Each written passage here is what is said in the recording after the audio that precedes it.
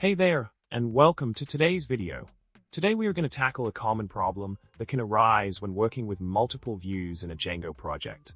The problem we are facing revolves around the interaction between two views that work fine individually, but fail when used together with the HTTP redirect. The scenario involves creating and updating objects in a Django project, with the added complexity of working across multiple sites.